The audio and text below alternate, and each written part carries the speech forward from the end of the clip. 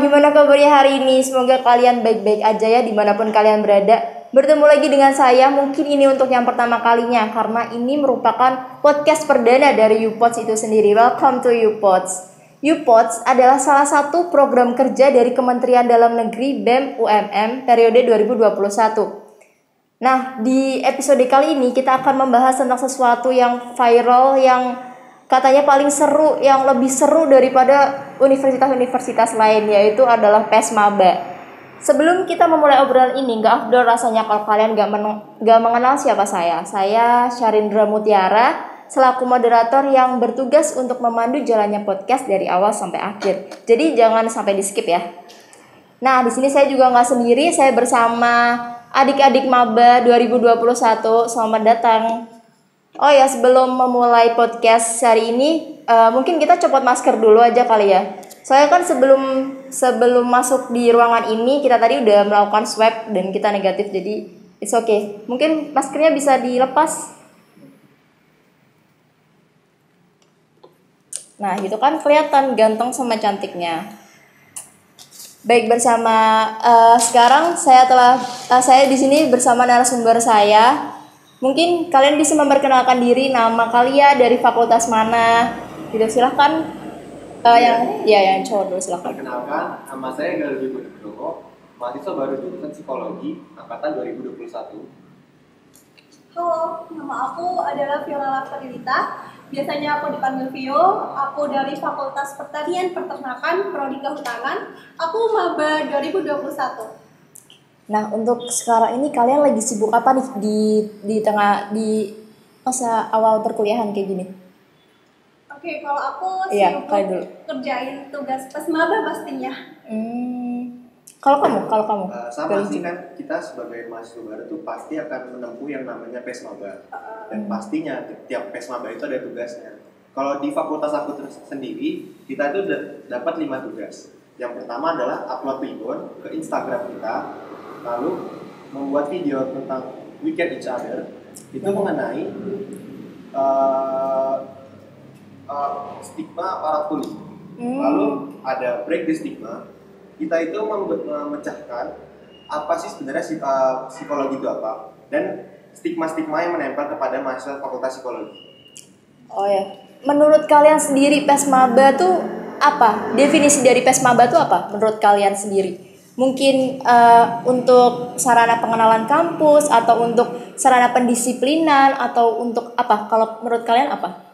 Kalau menurutku sendiri ya, Iya. PES Maba itu sebagai salah satu sarana untuk mahasiswa baru mengenali lingkungan kampusnya dan mengenal kehidupan kampus yang akan mereka tempuh. Karena kalau misalkan kita sebagai mahasiswa baru tidak tahu lingkungan kampus dan seperti apa kehidupan kampus, mungkin kita sendiri akan kebingungan. Jadi kita tidak bisa menentukan kemana kita harus melangkah. Jadi dengan adanya PES Maba ini sangat membantu kita para maba untuk beradaptasi ke lingkungan yang baru. Iya, untuk kalau kamu sendiri gimana? Apa itu PES Maba? Kalau menurut aku sama Kak, seperti Gali. Gali. Kalau misalnya kita maba gak ada PES Maba, kita kan jadi bingung. Ini kampus gimana, perkenalan itu gimana, organisasi itu apa, kan pastinya kita bingung. Jadi bermanfaat banget PES Maba ini menurut aku bagi para maba, dan acaranya cukup keren sih. Oh ya, gimana, kalian sudah tertarik belum untuk membahas secara lanjut PES Maba di UMM? Kan katanya menarik, katanya seru. Coba kita bahas lebih lanjut ya. Apa alasan kalian sendiri masuk UMM? Apa gara-gara PES Mabanya yang seru, atau gara-gara dosen-dosennya yang terkenal baik-baik, atau bagaimana? Apa sih alasan kalian dulu masuk UMM? Atau gara-gara tidak keterima di itu? Kan kebanyakan seperti itu ya. Coba sekarang kalau menurut kalian apa? Aku dulu ya. Iya. Aku pribadi sih itu pertama gara-gara nggak diterima di universitas negeri. Jadi aku nggak keterima di universitas negeri. Emang sih prodi yang aku ambil itu nggak disetujuin sama orang tua aku, akhirnya gagal. Terus aku daftar ke UMM ini, kebetulan juga universitas Islam sesuai agama aku. Iya, bagus. Dan aku lihat juga di Google itu emang akreditasinya bagus. Jadi aku ambil di UMM, dan kebetulan ada jurusan yang aku minati di kehutanan gitu. Kenapa nggak di kampus lain? Kan di Malang ini mungkin di Malang ini banyak sekali ya kampus Islam yang akreditasinya juga bagus. Kenapa nggak ngambil di kampus lain? Kenapa harus di UMM? Gini, kalau emang udah tertarik dulu pas waktu aku SD, ini cerita boleh nggak? Boleh, silakan. Jadi kalau aku pas SD dulu itu ada di desaku kakak-kakak UMM yang KKN. Oh. Nah, kebetulan kan rumahku deket desa. Iya. Jadi sering tuh kakak-kakaknya sering ke rumah, numpang mandi, numpang itu lah semuanya. Dan Iya.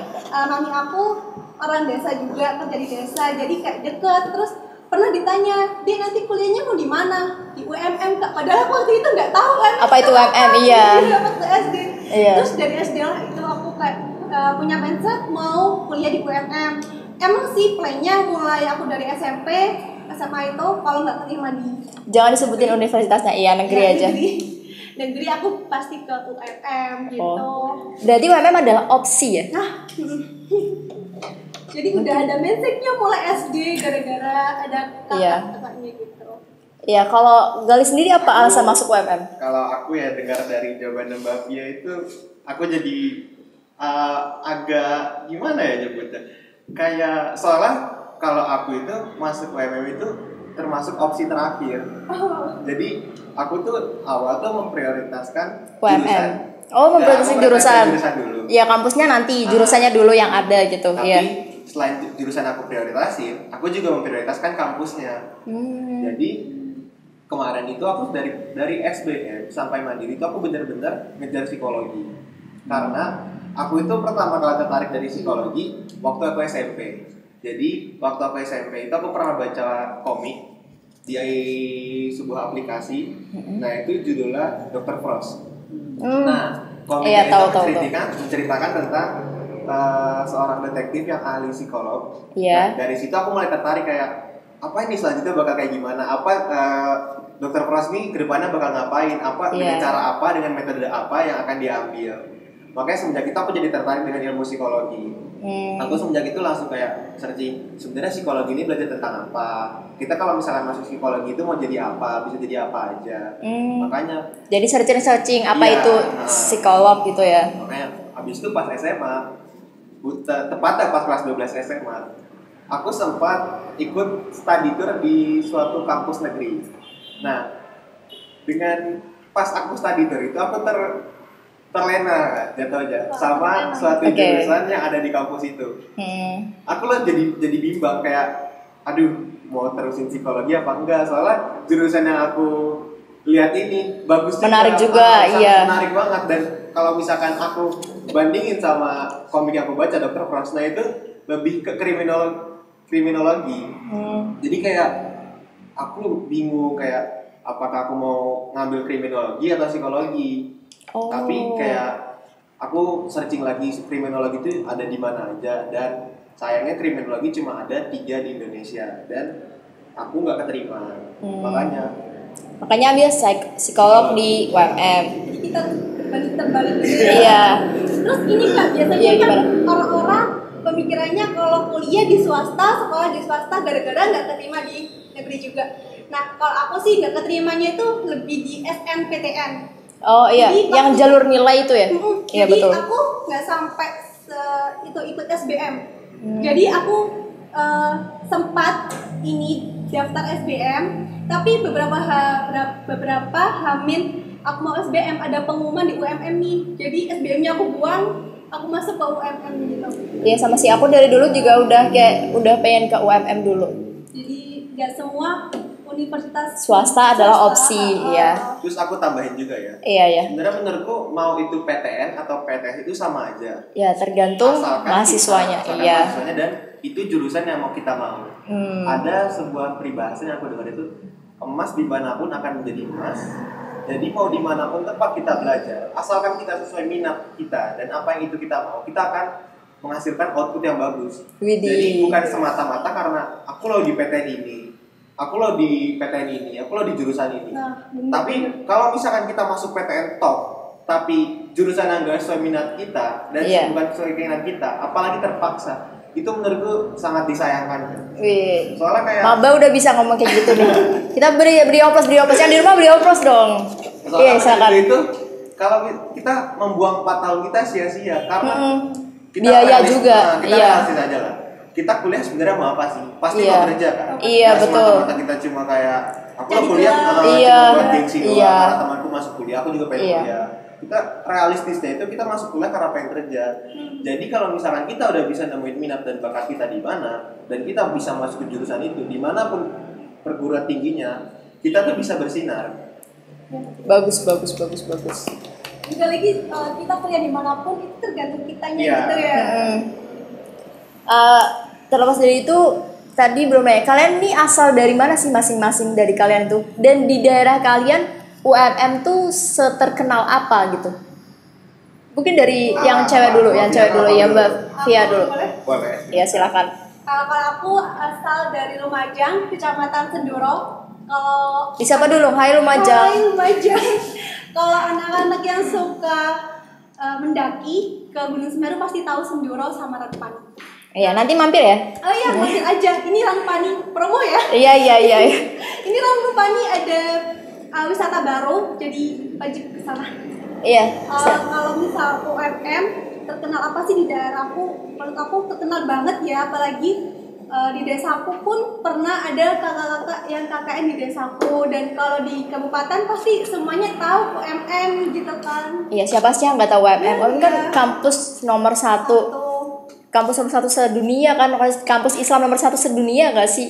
Ya siapa sih yang nggak tahu? Kalau kamu sendiri asal dari mana? Kalau aku sendiri asal dari Jakarta dan kalau di lingkunganku sendiri ya UMM itu aku kalau sepengetahuanku ya dari aku lihat UMM itu kurang dikenal gitu loh.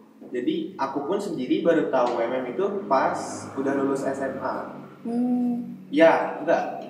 Aku baru bener-bener tahu UMM itu pas lulus SMA, tapi aku pertama kali dengar itu pas kelas 11. Jadi pas kelas 11 itu aku mulai tahu UMM, tapi aku nggak pernah mencari tahu lagi. Dan aku baru bener-bener mencari tahu UMM itu di mana, UMM itu apa, itu pas bener-bener aku udah lulus SMA. Vibes gimana sih vibesnya untuk PES Maba tahun ini menurut kalian? Apakah kalian ngerasa vibe-nya seru banget atau walaupun online atau gimana? Coba salah satu dua-duanya sih. Jadi Gali dulu, mungkin pasti cowok lebih feel banget kan untuk PES Maba. Gimana ya? Menurutku sih udah cukup berasa sih vibesnya, karena ya kita mau gimana lagi kan, di masa pandemi ini kita nggak bisa maksain untuk luring semua. Jadi ya menurutku untuk PES Maba Daring ini ya karena aku ikut PES Maba Daring jadi udah cukup berasa vibesnya. Habis itu mentor-mentornya juga sama panitia-panitianya itu juga asik, jadi nggak ngebosenin gitu. Mereka kayak selalu mantau, tetap seru. mentor-mentornya Bantu kita nggak sih? ngebantu banget, sampai kayak ada tugas dari PES Maba pun mereka juga ngebantu kerjain. Kayak misalkan kita disuruh tugas ini, terus kayak tugasnya boleh sebelum dikumpulin kakak lihat dulu ya, misalkan nanti kalau betul atau salah gitu. Jadi biar kita tuh nggak salah pas ngerjain tugasnya. Jadi tetap dikoreksi terus sama kakaknya. Buat yang luring gimana vibes-nya? Aku buat yang luring karena sebelumnya nih kan aku lihat vibes-nya pas Maba yang tahun lalu Yang 2019 iya yang offline. rame gitu kan, terus pas tahun luring ya udahlah, ya benar kata Gali sih, kayak gimana lagi gitu. Padahal kan itu udah semaksimal mungkin, tapi bagi aku di masa pandemi ini melaksanakan luring itu cukup berat sih. Soalnya banyak teman aku yang kuliah, terus tadi ini kan aku pasti buat story. Terus banyak yang komen, pengen Iya. Lagi juga kayak kampus-kampus lain kan masih banyak yang online semua, iya. Kita nggak sampai 50% ikut luring, tapi bagus sih. Tapi vibes-nya tetap seru ya, tetap dapat gitu. Dapat. Dan aku sukanya juga sama kakak-kakak pendampingnya itu, kayak tadi tadi hampir aja ketelat, tapi di jalan tuh aku ditelepon terus, kayak perhatiannya itu banget. Iya. Galak gak sih buat kakak-kakak panitianya atau pendamping itu, galak gak sih ke kalian? Enggak ada yang galak, beneran baik. Enggak sama sekali. Enggak sama sekali. Bukan pencitraan ya ini karena di depan kamera. Oke, terima baik Pemikiran Mas. aku nih cutting kayak judes gitu, malah ini malah enggak sama sekali. Iya, di WP memang nggak ada kayak gitu. Emang semuanya seru. Bantu artinya kayak kita malah diarahin terus, kayak mentor-mentornya itu bilang kayak ini kan kita udah ada grupnya, dimaksimalin ya penggunaan grupnya. Kalian kalau misalkan mau Butuh ngomong apa-apa, aja, mau iya. bilang aja, kalian mau nyambat, mau cuma cerita-cerita aja atau cuma nanya-nanya sampai itu tadi temanku butuh celana putih ya. Sampai Dicariin sama face shield juga. Oke. Gimana? Teman-teman seru kan? Seseru itu PES Maba di UMM. Gak ada tandingannya dah pasti. Udah paling the best. Kalau mau pengen tahu PES Maba hari ini bisa cek di YouTube-nya. Iya, di Bisa YouTube-nya kan? nanti. Nanti linknya ada di bawah ya. Untuk sosialisasi dari panitia sebelum PES Maba itu apakah udah maksimal atau menurut kalian ini panitia kok miss banget sih, kayak apa ya, sosialisasi terlalu singkat atau kayak gimana? Untuk sosialisasinya bagaimana? Enggak sih, kalau kata Udah mereka, jelas. mereka cukup cepat kerjanya karena ya mereka dapat informasi dari atasan langsung Langsung di forward gitu. Oh iya. Mentornya, dan mentornya ngasih tahu ke mente-mentenya. Jadi kayak dari sebelum PES Maba pun ini kalau dikasih tahu terus ada kayak mentorku itu kayak sampai buat Zoom, sampai kayak kita sosialisasi dulu ya buat PES Maba nanti gimana. Terus kayak dijelasin satu-satu. Terus kakaknya juga ngajak ngobrol kayak santai aja, kita di sini Gak ada senioritas. Iya. Anggap aja kita ini sebaya semua. Kakak sebagai teman kamu sebagai teman kakak. Jadi emang berusaha untuk seminimal mungkin itu mengurangi senioritas. Iya. Jadi benar-benar pendekatan emosional tuh benar-benar diutamain. Jadi kita tuh lebih mengutamakan kita hubungannya dekat dulu. Jadi kalau misalkan kita udah dekat, kita udah dekat secara emosional, kita tuh gampang ngapa-ngapain. Jadi kayak kita mau ngapain ada bantuannya, kita mau melakukan hal ini hal itu ada bantuannya. Jadi nggak ada rasa sungkan lagi kalau misalkan kita malu. Iya. Kita suka kayak mau ngomong kak kayak ini jadi takut, tapi dari yang aku rasain itu nggak ada, betul-betul kayak kalian ngomong aja kayak aku lo siap membantuin. Oh berarti PES Maba di UMM ini nggak ada marah-marahnya gitu ya? Berarti semuanya serba seru dan serba dibantu sama panitianya. Iya. Cuma ini sih kak, Gimana? Pengalaman aku yang kemarin ini mau PES Maba kayak informasinya sedikit telat, tapi itu buat aku sih tantangan bagi maba ya. Biasanya kan maba kayak ada biar nyari informasi sendiri gitu. Biar cari informasi sendiri gitu. Terus kan kita juga tahu bukan cuma maba doang yang susah kan selama PSBB. Iya. Panitia juga susah. Iya. Jadi kita memaklumi aja. Nggak bisa kita menyalahkan kayak ini panitia ini kok kerjanya lama, informasinya turunnya lama. Padahal kan ini panitia udah nge-share, terus tiba-tiba ada perubahan lagi dari atasan. Panitia juga udah berusaha maksimal untuk memberikan yang terbaik buat maba-maba. Ini untuk mengecek apakah kalian pas PES Maba tidur atau enggak. Kalian bisa nggak sih nyebutin gimana sih runtutan PES Maba hari ini? Mungkin dari awal, dari masuk sampai akhir, mungkin dari yang luring dulu. Tadi sih aku masuk ke dom, itu kayak ada acara nyanyi-nyanyi, masih kayak santai-santai gitu. Terus habis itu masuk jam berapa? Jam 8 itu masuk. Habis itu kayak santai-santai aja kayak nyanyi gitu. Terus habis itu MC keluar, ada apa lagi ya, lupa. Sambutan. Sambutan. Tapi sambutannya masih belum, masih nyanyi apa gitu. Terus sambutan, terus pengesahan, terus di situ juga ada acara tari, terus ada kak silat-silat gitu. Iya, tapak suci. Berarti pengenalan UKM. Iya. Oh iya. Terus ada paduan suara juga dan menampilkan profil-profil UMM, mengenalkan sama maba-mabanya gitu. Jadi kan kita tahu meskipun kita luring di situ, kita itu dikasih tahu di video gitu, di seluk-beluknya kampus ini gitu. Ya berarti PES Mabanya ini pure pengenalan, bukan senioritas, bukan seperti. Kalau yang online gimana? Kalau yang online itu kan dari yang kita tahu ya, dari jaringan ada satu provider itu yang mengalami masalah. Nah iya benar. Jadi kayak dan kita pun dari maba-mabanya itu udah dikasih tahu kalau misalkan besok ada masalah ngomong aja, kayak misalkan besok pas Zoom itu pas hari ini Zoom itu kalian nggak bisa ngomong aja nggak apa-apa, nanti bisa lah dikomunikasi lagi. Nah tadi juga karena mungkin masih kendala dari jaringan itu ya, jadi pas di live YouTube-nya itu sempat terus gak gerak, tapi dari panitia itu gerak cepat, jadi mereka langsung mengalihkan ke live IG dari UMM kampus. Dan kita tuh jadi nggak ketinggalan info, nggak ketinggalan ngapain sih PES Maba ini, daripada diem aja. Jadi kakinya kayak gercep gitu nggak sih? Jadi benar-benar gerak cepat mereka. Ya. Bagus banget berarti kinerjanya untuk panitia PES Maba tahun ini, periode ini ya berarti. Boleh kasih tepuk tangan? Boleh kasih tepuk tangan semuanya, oh ya saya lupa. Jadi kesimpulan dari podcast kali ini adalah walaupun PES Mabanya online, walaupun PES Mabanya offline tapi cuma setengah, PES Maba di UMM tetap seru, tetap paling seru. Tidak ada senioritas di sini, bahkan panitia pun membantu bila maba-mabanya kesusahan untuk mencari bahan untuk PES Maba itu sendiri. Nah, mungkin kalian bisa menyebutkan kesan dan pesan untuk yang menonton di sini sebagai maba 2021 dan harapan untuk PES Maba tahun depan gimana? Mulai dari Vio dulu. Iya. Pesan dan kesan aku sebagai maba yang mengikuti luring, ini menurut aku sih the best banget sih, soalnya di masa pandemi ini banyak univ yang nggak bisa ngelakuin PES Maba luring, tapi UMM bisa. ini bisa, meskipun nggak semuanya, nggak sampai 50%, tapi cukup the best banget dan asik, seru, meskipun kita di sana duduknya ini jauh-jauh social ya, distancing, dan prokes tetap jalan ya, dan nggak selama kayak PES Maba biasanya tahun-tahun lalu gitu. Kalau menurut aku sih pesan, bukan pesan, apa ya? Kesan.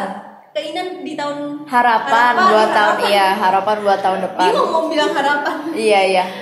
Menurut aku sih harapan di tahun ke depan ini semoga pandemi ini segera berlalu. Jadi buat maba selanjutnya bisa ngerasain PES Maba yang kayak 2019 lalu gitu. Tapi kalau untuk aku sendiri sih bersyukur banget di tahun ini bisa PES Maba luring. Untuk yang online mungkin kesan pesan dan harapannya. Kesannya dari aku yang PES Maba daring itu apa ya? Bukan mereka. Jadi kita merasakan apa yang dirasakan maba-maba yang PES Maba luring. Kita tetap merasakan keseruan dan sensasi PES Maba luring itu kayak gimana.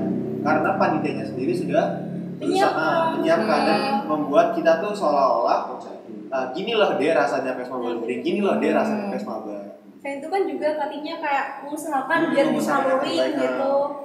Untuk pesannya juga sih semoga untuk pesannya itu harapan. Ya harapannya. Pesan dulu. Oh pesan dulu. Oke, pesan dulu. Pesannya sih semoga PES Maba tahun ini bisa berjalan maksimal tanpa ada kendala lagi. Kalaupun ada kendala seperti jaringan atau internet itu kan bukan kesalahan dari panitia, tapi kontrol dari panitia. Oke. Untuk harapannya, semoga PES Maba tahun-tahun selanjutnya atau tahun berikutnya itu bisa diadakan luring dan pandemi COVID-19 ini segera berlalu. Jadi untuk maba-maba selanjutnya bisa merasakan sensasi dan hype-nya PES Maba luring itu kayak gimana. Oke teman-teman, gak kerasa kita udah cukup lama di dalam podcast ini. Saatnya saya sebagai moderator Syarindra Mutiara undur diri dari ruang dengar Anda. Semoga kalian sehat selalu dimanapun kalian berada. Stay healthy, stay safe. See you pods.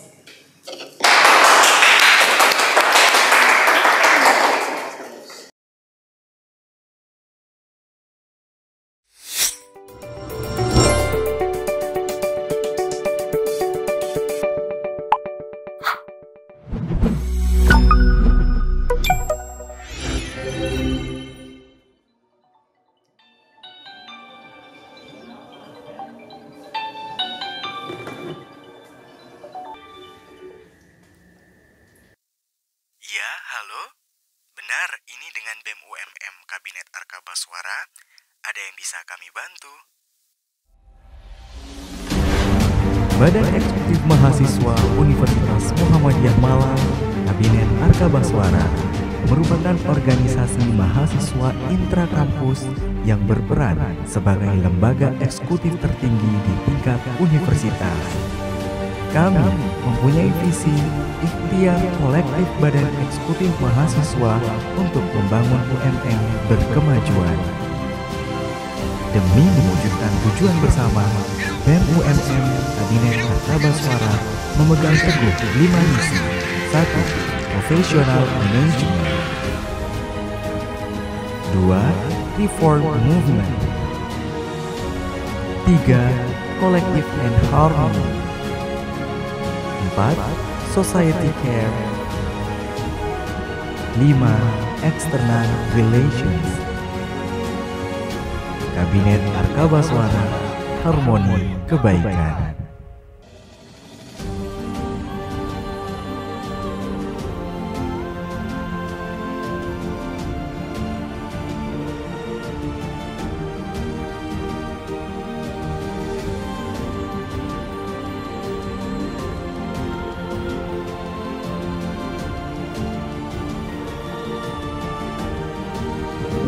Kabinet Arkabaswara.